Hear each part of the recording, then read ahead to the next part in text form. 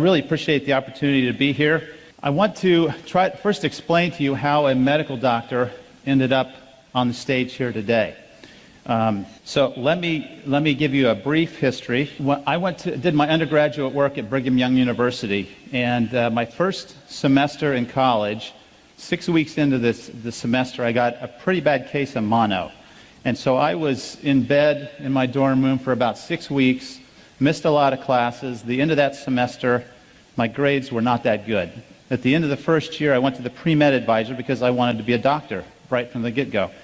And the pre-med advisor said, there's mathematically no way that you can get your grades up by the time you graduate to be competitive for medical school. So you need to find something else. Now, that was probably the first major mistake of my life, was let somebody else dictate my belief systems. But I was young and naive, and so I believed this pre-med advisor. And so I decided to study nutrition. And I got my bachelor's degree in nutrition, and the plan was to get a PhD in nutrition. So then I went to Ohio State University, and there I was working on, it was a 5-year PhD track. I was hired as the laboratory technician, so I was working in the lab, helping my fellow students get their masters and PhDs, and working alongside them, working on my own. About 3 years into that, I decided that I didn't want to spend the rest of my life working with animals and with test tubes. I wanted to work with people. And my belief system started to change. And the belief system was, I was doing well in graduate school. I thought I was competitive and I could get into medical school. So I applied, and I was accepted. And I told them, if you'll just give me 1 more year, I'll finish my PhD research, because the coursework had all been completed. Just give me 1 more year, I'll finish the research. I'll start medical school with a PhD in nutrition. I thought that'd be a great way to start medical school. Well, the research wasn't going well. And at the end of that year, I wasn't ready. I wasn't done with my doctorate. So I asked them if they would extend me for another year, which they said, sure, we'll hold your spot for another year. Kept working on the research project that didn't work. At the end of that year, I asked for another year extension. They said, sure. So to make a long story short, the third time I asked them for permission to extend me 1 more year, they said, no, you've got a decision to make, because we're not going to keep holding this spot. You either start in 2 weeks, or we're going to give your spot to somebody else. Now, at this point, I had spent 8 years in graduate school. I had 3 children and a wife. I was starting to accumulate debt, and I was thinking, do I really want to tackle a new career? But that was my passion, and so it was a very difficult decision to walk away from 8 years of graduate research without that diploma. I had completed all the requirements for a master's degree, but again, the coursework was done. I loved nutritional biochemistry. I loved drawing the structures in the electron transport chain and the glycolytic pathway and lipid synthesis. That all made perfect sense to me. But I had to walk away from that. So I went to Ohio State to medical school. Ohio State is one of the top 10 medical schools for primary care, and I wanted to be a family doctor. So I was very fortunate to go to a good school. I was trained, like allopathic physicians, to diagnose disease and treat it with medications and surgery. So when I got my medical degree, I then completed a 3-year residency at Grant Medical Center in Columbus, and that was one of the best training facilities, in my opinion, for family practice in the country. I've delivered over 80 babies, done 70 or more circumcisions. I've taken care of critical care patients in intensive care units. I've run codes in the hospital. I felt very well trained and equipped to go out and start a family practice. So I started, now if you add this up, this is 5 years of undergraduate, 8 years of graduate, 4 years of medical school, 3 years of residency. That's 20 years after high school. And intermixed in there, I did a 2-year missionary service to Austria. So I was 40 years old before I started my career.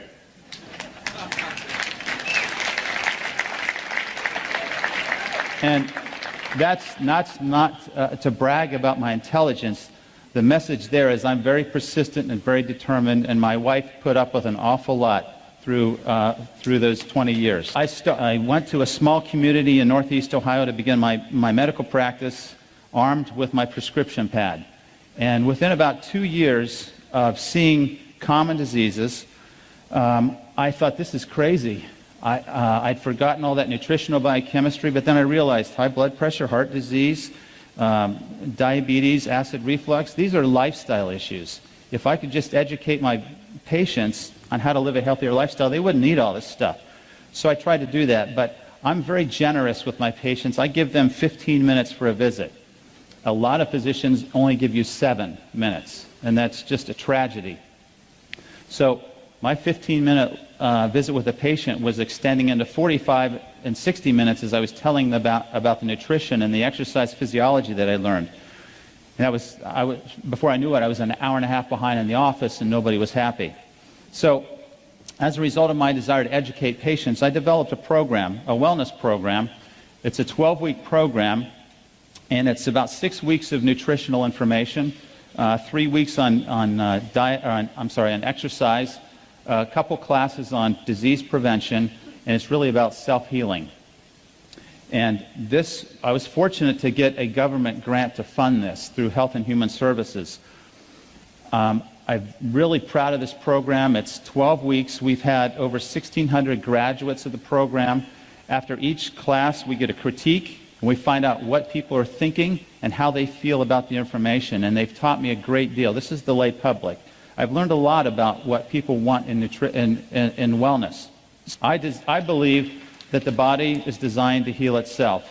And everything that I've spent my life doing has supported that.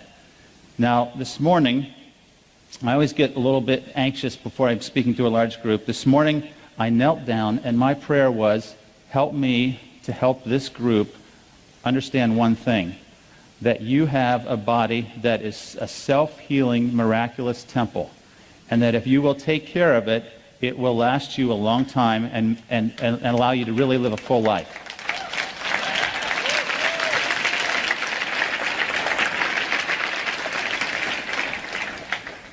So this is what I see on a daily basis. And when I look at these things, I get so frustrated because my colleagues have a pill for every one of these. And I've stepped out of that circle, and now I find myself pretty alone in the allopathic world. I struggle with that, but I can't go back to that because that's not healing, that's disease management.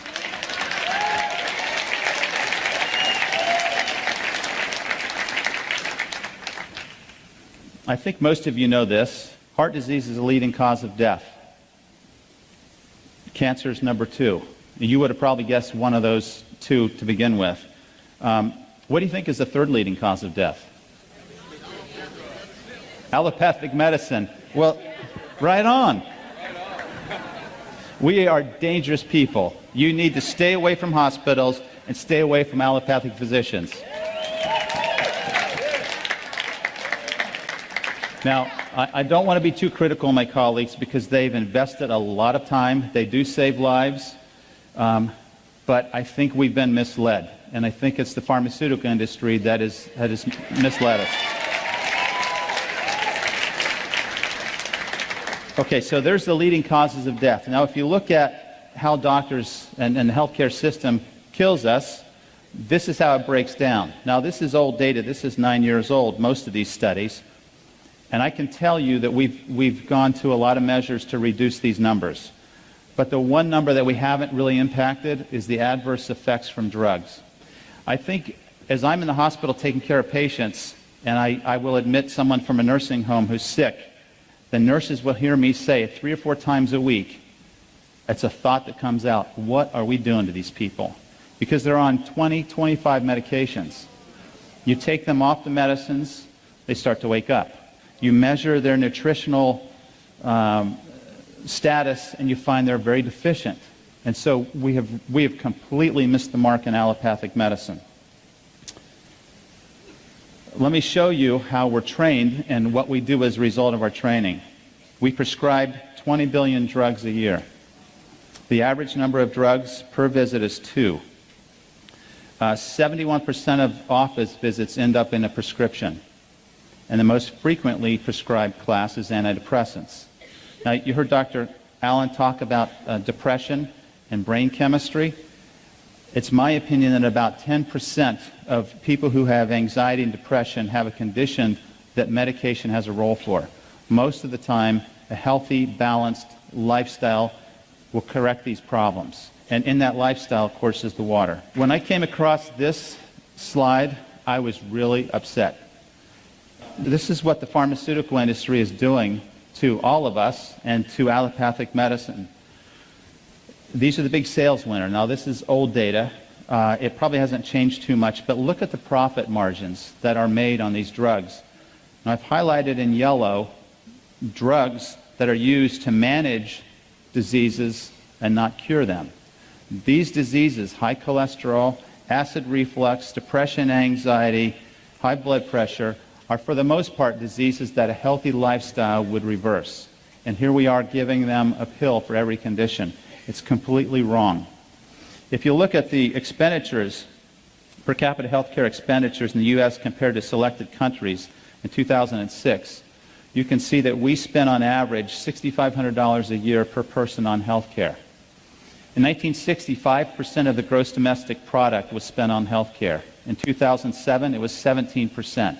2017, it's predicted to be 20% of the gross domestic product on healthcare. So if we're spending that much money, are we getting healthier?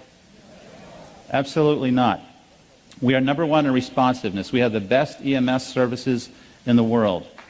We know we spend more money than anybody else. We rank number 37 in performance, number 72 in health, compared to 191 countries from the World Health Organization study. There's a problem here. This is terrible. We have to impact health in a positive way, or it will destroy our economy and destroy our health and our future.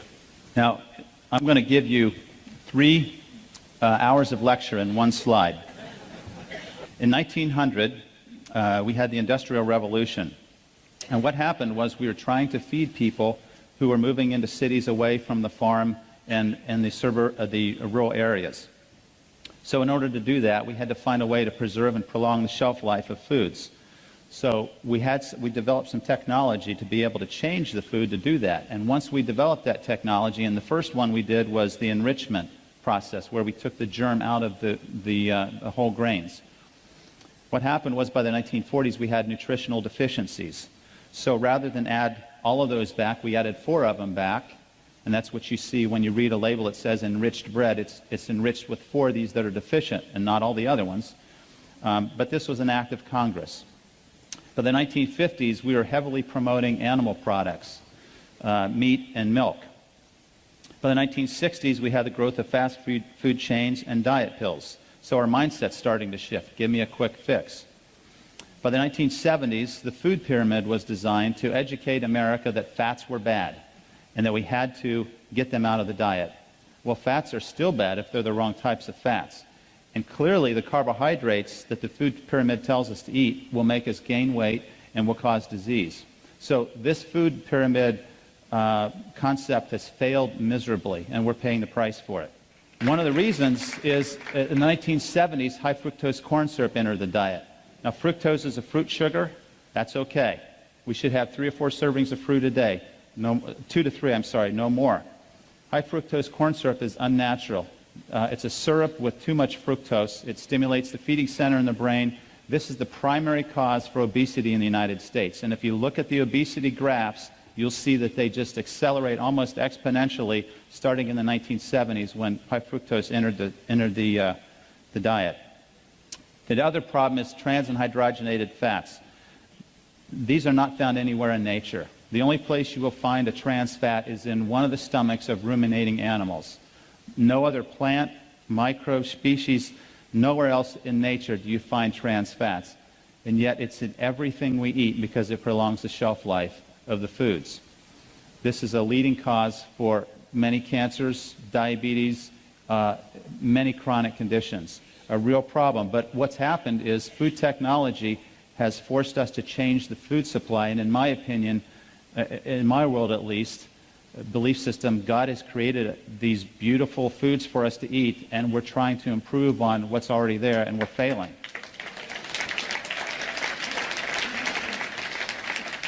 And we have microwaves, and if you haven't done this experiment, I encourage you to try it, what that type of energy will do to the antioxidant capacity of the water, and you will be afraid to use the microwave in the future. Okay, if you want to increase your risk for cancer, you should eat these foods. If you want to increase your risk of cancer, these are the foods you eat. If you want to decrease your risk of cancer, eat the foods God has prepared for you. This is really not hard. The best food that you can find in a grocery store is on the perimeter. Spend your time in the produce aisle. If you look in the center of the grocery store, it's going to be packaged, processed foods. They're going to be altered, modified, and nutritionally depleted. You want to stay away from those foods. Okay, a third of you are going to die from heart disease. A third of you are going to die from cancer. That's pretty, when you start thinking about that, we could go down the row here and start asking, well, how are you going to die? Because it's going to be one of these two. Heart disease, cancer, two leading causes of death. If you want to prevent heart disease, it's a healthy lifestyle. Now, there are going to be people who, despite doing everything they can, are going to have high blood pressure. They need medicine. There are going to be people that, despite everything they can do, will have high cholesterol and diabetes. They need medication. But more often than not, a healthy lifestyle would reverse these diseases. And this is a really impressive slide. Several studies were done, large studies, looking at the effect of lifestyle changes in chronic diseases. And the conclusion of these studies was that 91% of diabetics have a condition that a healthy lifestyle would reverse or prevent. 82% of people who have heart disease have a condition that a healthy lifestyle could prevent. 70% of strokes are preventable, and 71% of colon cancer. I personally believe that colon cancer is about 95% preventable with a healthy lifestyle. But yet, what are we doing? We're accepting that this is how we're going to live the remaining years of our lives, and it's a tragedy. Sometimes in our quest for wellness, we fail to see that we are the answer. Okay, here's what I believe. One of my core beliefs is that the body is designed to heal itself. We have all these systems that are there to help us take the nutrition in that we eat and circulate it, use it, and then excrete waste. It's a perfectly designed, well-orchestrated, beautiful, again, temple that we've all been given. A couple things about the cell that I think are absolutely phenomenal. It has its own unique machinery to repair and heal itself. Millions of DNA repairs occur every second in our bodies. Every day, 10,000 free radicals attack the DNA of every cell of our body. As it's sitting here right now, free radicals are trying to destroy you. But you've been given this beautiful temple that can heal itself and can find these, correct them, and repair itself. Each cell contains its own set of organs. They're called organelles. And there's a fascinating story here about the cells that I don't have time to go into. But it's a lesson of harmony, balance, order, and interdependence that can be applied at a much broader level, even for us as a human organism. The cells sense and respond to their environment. And the way they do this is through the redox potential. You guys know this. You're measuring ORP. The cells measure the ORP, and they respond. When there's a change, when it goes more positive, it signals an imbalance. It signals stress. And it initiates cellular repair. The cells communicate with and warn each other. And then finally, all proteins, lipids, and nucleic acid or DNA interact with water. So certainly, it's critical that you present it with the best type of water there is, and we all know which one that is. A couple lessons from nature. I think if you go out and study nature, there's so much that we can learn. Stress and recovery is one of the lessons that nature can tell us about. We're designed to adapt to short-term stress, not chronic. So the acute inflammatory response is to help us heal. Chronic inflammation causes degeneration, aging, and diseases. We want to stay away from chronic stress. And then examples of this lesson of stress and recovery is the earth. I look at the earth as a living organism. And what does it do? It revolves, it has a rest period, and it has an active period. It's very predictable. There's a day and a night. We need to learn from that lesson. We need to get enough sleep. We need to exert ourselves in the daytime and recover in the evening. Then you have, as the earth rotates around the sun, a full rotation is a year. We have summer and winter. And there's messages there on rest and recovery. Just as important as the exercise training protocol is the recovery protocol. And knowing how much recovery time you need and how to do that is absolutely crucial. So the question is, what type of stress and recovery are we doing now helping us have healing? So if you're going to fill in the blank here, our health is threatened by one process. What would you say? Oh, I've heard it. Okay. I'm going to say it's stress. So we need to talk about that for a minute, and I'm going to try to move on. This is the definition of stress. It's an imbalance of forces. Okay, so we have two types of stress. When we have an imbalance of these forces, you will have back pain if you're imbalanced in your posture. You will have all types of dysfunction if there's too much stress. This will lead to disease and dysfunction. However, if you have a balanced lifestyle, you will have harmony with natural laws, and you will be guaranteed healing and wellness. So we need to understand what stress does to us. Now, this stress can be, we can talk about this at every level. We can talk about this at the level of an atom, of a cell, of an organ, of a human body, and also as a community. And the concepts are the same. This is mind-boggling information, in my opinion. So I want to talk about oxidative stress because that's what pertains to what we're doing with the water. It is the mechanism of disease and aging. So oxidative stress is another way of saying free radical destruction. Free radicals are unpaired, negatively charged electrons or particles. They fly around the nucleus. They move at high speeds. They steal electrons from adjoining or adjacent atoms, and when they do that, they become stable, but they create an unstable atom in the atom that's lost its electron. This propagates itself in a very rapid, chain-like event, a nuclear reaction, you could say, in the cell, until there's a vulnerable endpoint where destruction occurs. These free radicals have a very short lifespan, a trillionth of a second, but that's just enough to cause significant damage. It's like a spark from a fire. And it was proposed in 1956 that this was the root cause of aging. But we haven't really paid too much attention to free radicals until just recently. So here's an example of a free radical. You have an atom that's stealing an electron. It's now stable, but now we've created an unstable atom. And it's going to react with another atom, and it's going to propagate until it causes destruction. Now, free radicals are all around us. Normal metabolism creates free radicals. Exercise creates free radicals. The microbes that are invading our skin and our respiratory tract and our intestinal tract, they're also creating free radicals. But that's okay, because what we're talking about is stress and balance. Our body is designed to handle that.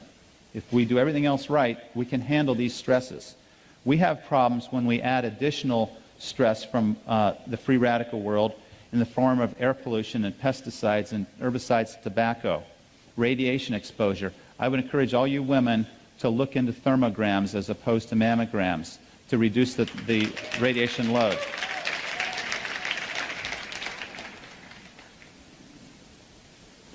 Drugs, alcohol, and medication. Any pill you put in your body is going to be absorbed, go through your liver, and your liver is going to check whether or not that belongs there or not. And if it's synthetic, the liver is probably going to try to destroy it to protect you. And some of us are really making our livers work overtime by the things we're taking in. Then we have dietary sources of free radicals. We have the hydrogenated fats, and we have high sugar diets. These are significant loads that we've put in our bodies over the last several years. Stress is an emotional response. Stress causes cortisol. How many of you would want to take 10 milligrams of prednisone every day for the next 20 years? You all know what that does to you? Suppresses your immune system, makes you gain weight, accelerates the development of cataracts and osteoporosis. But we get the same stress from cortisol very similar molecule to prednisone, and if we have repeated stress, it can affect our bodies in much the same way.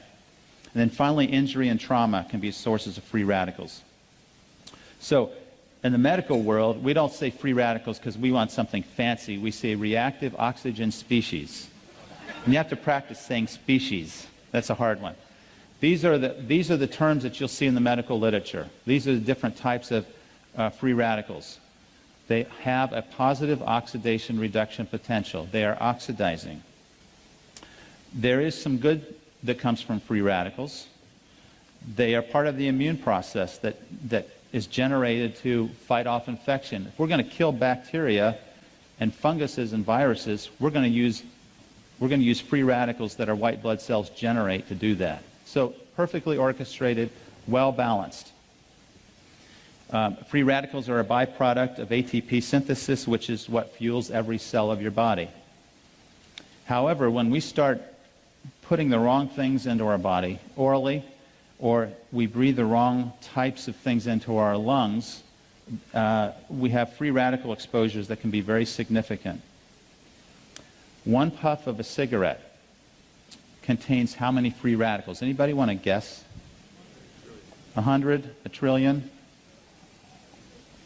Well, I had to practice saying this. This is 100 million billion free radicals in one puff of cigarette. So how many of you want to take a puff of a cigarette now? I mean, this is one of the things physicians harp on their patients: stop smoking. But this is a tremendous burden to our health. All right, here's a really important point. So we have a free radical here on the right lower part of the slide. What we have on the top left corner is a specific molecule that has an extra electron. It can donate an electron and still remain stable. And when you have a molecule that can do that, it's a special molecule. We call it an antioxidant. So this stops the chain-like reaction and causes us to heal. Okay, so when if you look at the different types of free radicals, sources of free radicals, obviously I mentioned smoking. I mentioned alcohol, tremendous burden on the liver. I mentioned the foods that we eat, chemicals that we eat, ionizing radiation, exercise, and stress. But I don't have a pointer to show you this, but if you look at that cell on the left, you can see proteins, you can see nucleic acid, and you see the cell membrane. These are the end targets of destruction that free radicals will attack. And when they do, they change structure, they change physiology, they change our health. So some of you have seen this before. We have a 24-year-old who is aged twice as fast as he should because of free radical exposure. When you meet somebody that says, yeah, I just had a birthday, I'm 54, and they look like this, automatically you're thinking, wow, why do they look so old? What did they do? What's happened? And the things that will come to your mind are, there's a smoker, there's an alcoholic, there's somebody that's a sunbather, there's somebody that's had a lot of stress in their life. And guess what all those represent? Free radical burdens over a lifetime. We really need to think about this. Now, I feel like I can explain a lot of the things that I've seen in my patients who have started drinking this water. I haven't seen any studies on many of these, but this makes sense to me. Collagen is a protein. When you damage collagen, the protein is inefficient, and now you lose elasticity in your skin, and guess what you get? You get wrinkles. When you damage the elastin in a blood vessels stretch and contract. When you damage that protein, elastin, it won't stretch anymore. And as the blood squirts through that tiny opening, it doesn't stretch. Guess what happens to the pressure inside the artery? It goes up. So by the time you're 65, you have high blood pressure that you've never had. And you say, I don't believe I've had it, doc, because I've never had a problem with it. Well, after this many years of this type of lifestyle, you're going to have free radical destruction of that protein, and you're going to end up with hypertension. 2/3 of Americans who are senior citizens have this. When you damage the intimal lining of the arteries with free radicals, this is one of the propagating events of the atherosclerotic plaque. When you damage the DNA, you can have mutations and inefficient repair processes. You can also damage the insulin receptor, which is a protein that sits on the surface of the cell. And the insulin receptor has to bind to insulin. If it can bind to insulin, that's the trigger that opens the door for sugar to go into the cell. If that protein is oxidized, it will change its conformation and be dysfunctional. Now it can't recognize insulin, and the sugar doesn't go in the cell. We have insulin resistance. So guess what happens when you take antioxidants and, probably more importantly, use an antioxidant-rich water? Guess what can happen to diabetics who drink this faithfully? Their sugar improves, and I've seen that. Okay, so here's nature's prescription against free radical damage. We need to start with natural foods, raw foods. We need to be chewing as much as we can to activate the enzymes to start the digestive process early. All right, cellular antioxidants. This is the cool part for me, because this is all built in. We all have this when we're born. The cell membranes protect themselves with antioxidants, particularly vitamin E and beta-carotene. Outside the cell, our cells are protected in the blood system in particular with vitamin C and glutathione. These are antioxidants that protect the blood and the extracellular matrix. Inside the cell, we're protected by glutathione, and Dr. Allen had a picture of glutathione up here. It's an amino acid analog, vitamin C and selenium. A lot of you are taking CoQ10. It's a great antioxidant. It's in every cell of your body in the mitochondria. If you take a cholesterol medicine, that should be part of the prescription, because cholesterol medicines will deplete CoQ10. Cellular antioxidants are listed here. So we have all these antioxidant systems to help us achieve this balance, and they can even regenerate themselves. If we get enough of these vitamins and minerals in our foods, we can regenerate some of this oxidative stress that's developing. Here's a list of foods that show you the oxygen radical absorbance capacity. It's a different set of units, but basically it's referring to the ability of these foods to act as a free radical scavenger. These are some of the most potent foods in terms of their effects on reducing cancer and oxidative stress.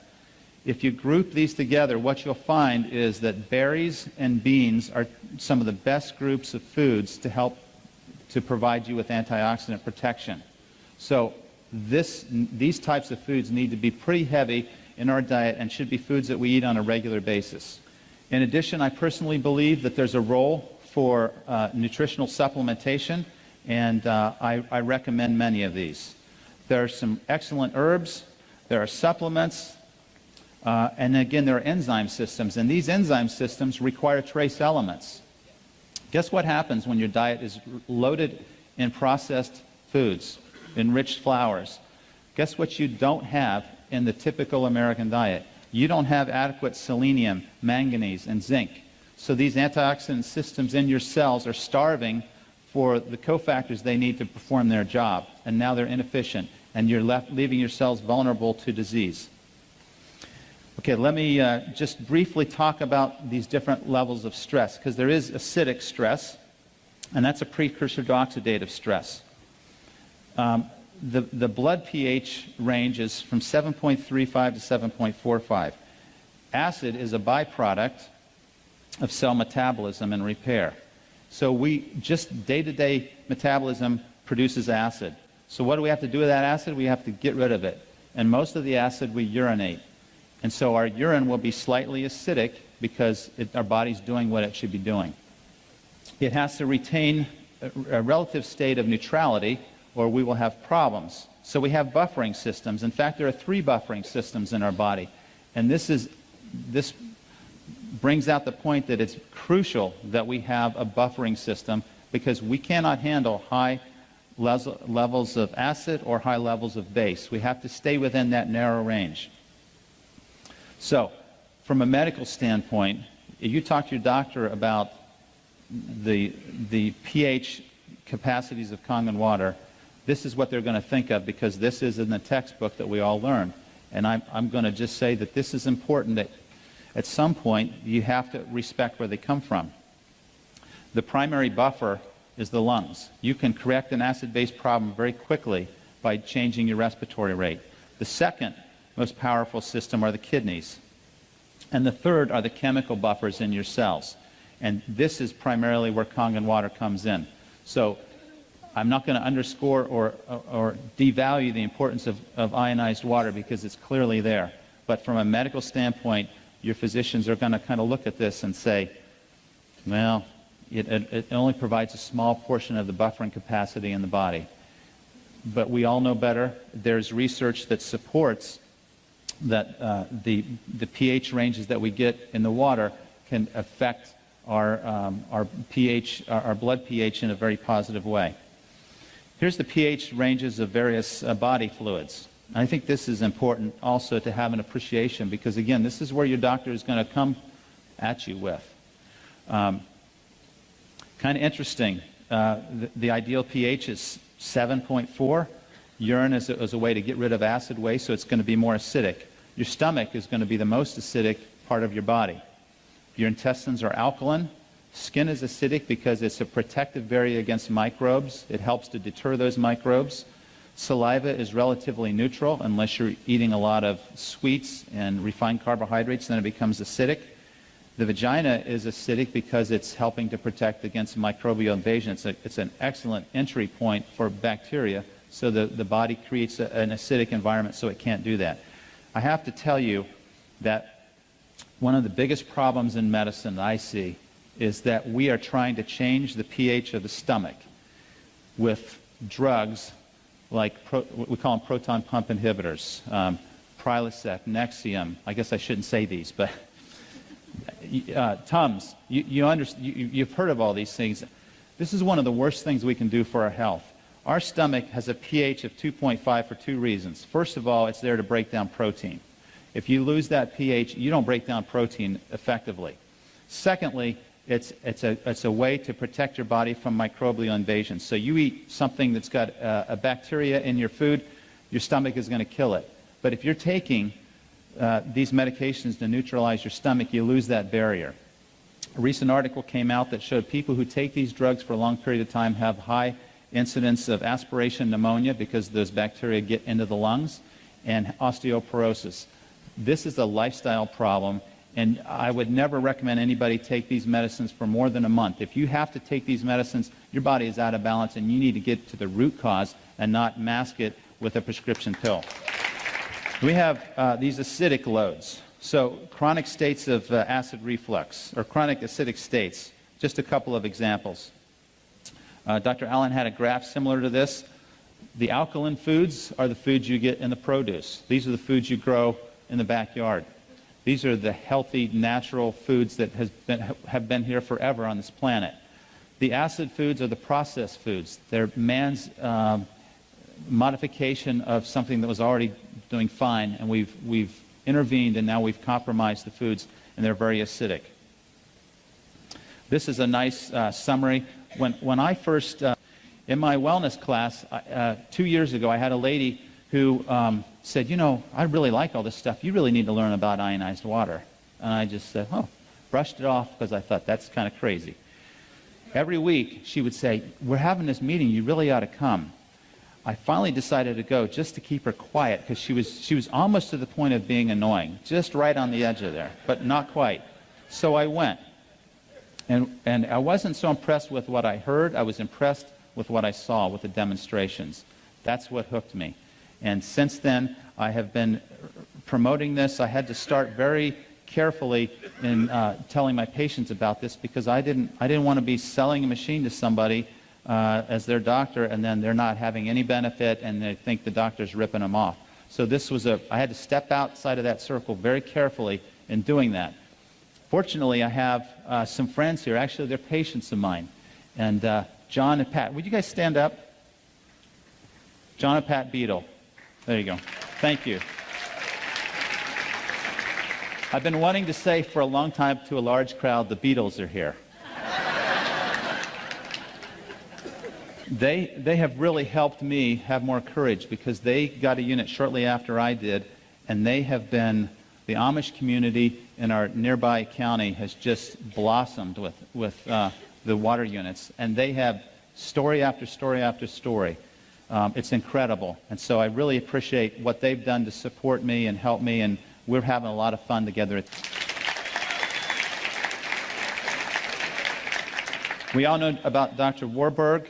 We know what he said, that cancer thrives in an acidic, oxygen-depleted environment. So how do we create that? We eat the processed foods. We eat what the typical American diet would tell us to eat. How do we create oxygen depletion?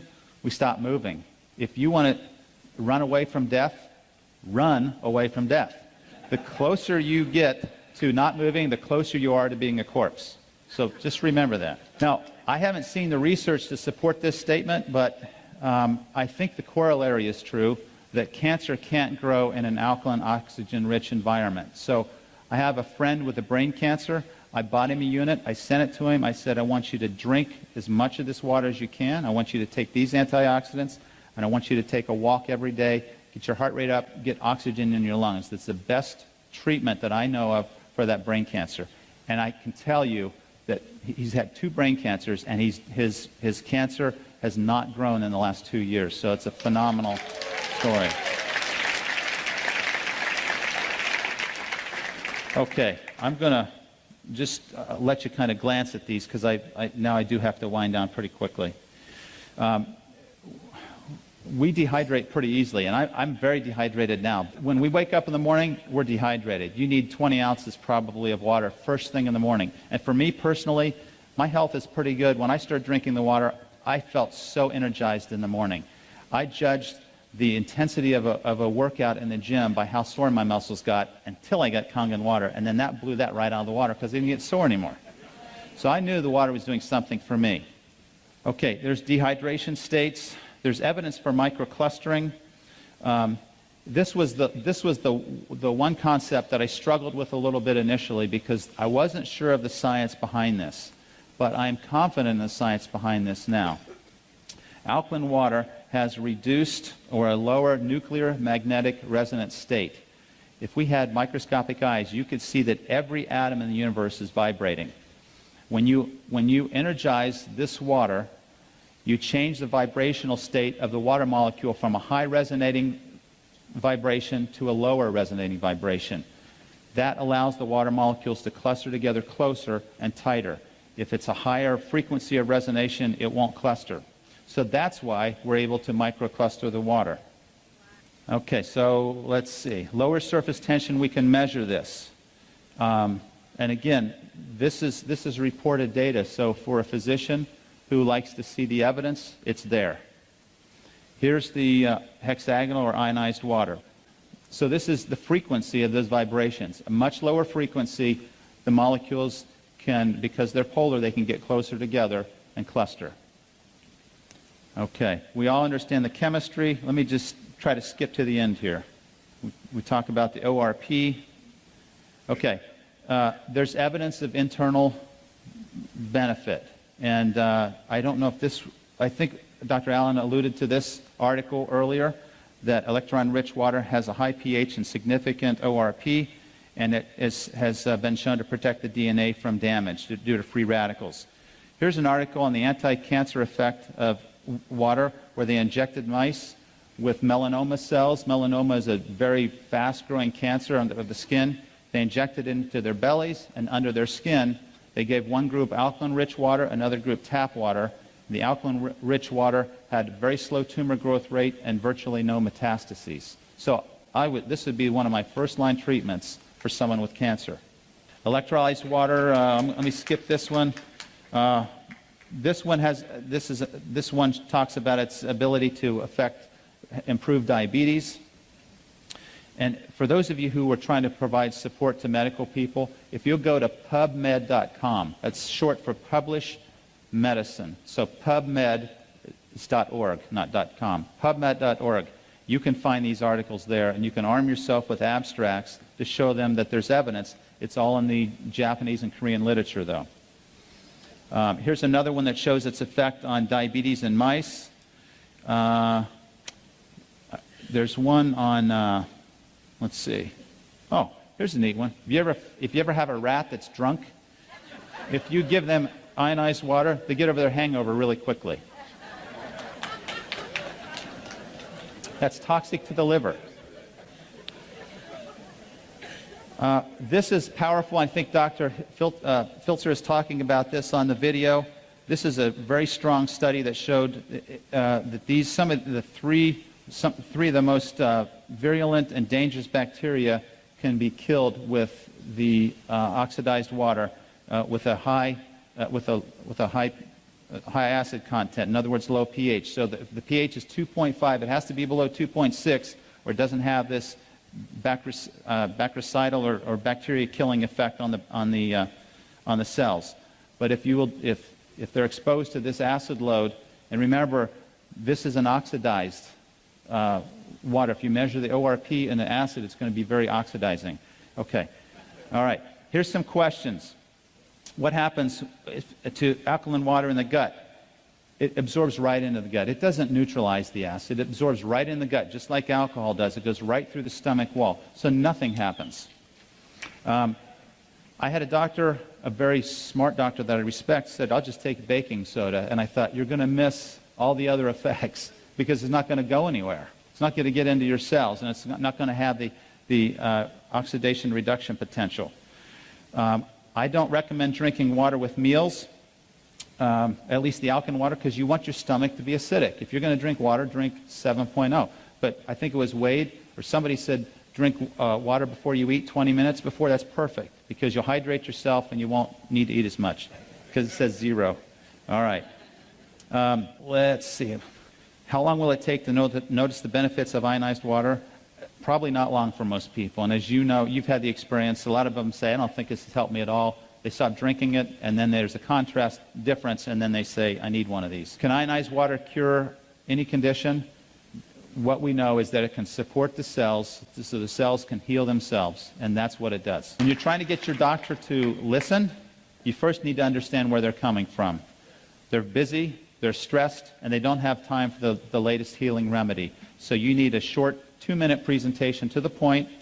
You need to understand they want to see the data, and you have to know that they don't want to harm their patients. I was afraid that I might harm somebody initially with the water, so I was very reluctant. I wasn't very vocal.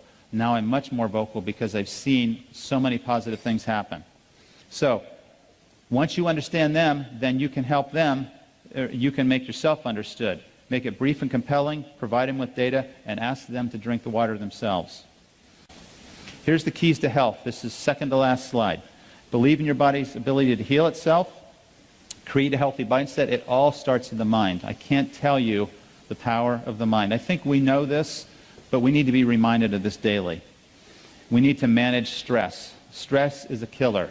Stress will send your hormones rocketing and your blood pressure up and make you tired. It's absolutely awful. So we need to rest, relax, laugh, express gratitude, and probably the most important thing we can do is help other people, which is what you're doing. We need to move, which means exercise. We need to eat from nature's menu, which is primarily plant-based. Supplement when necessary. And the last one here is bioidentical hormones. I've done that in my practice. It's phenomenal for menopausal, perimenopausal, women with PMS and men with erectile dysfunction. This can make a big difference. But it's a lifestyle issue that got them there to begin with. So we're back to lifestyle. Finally, drink this ionized water every day. Thank you.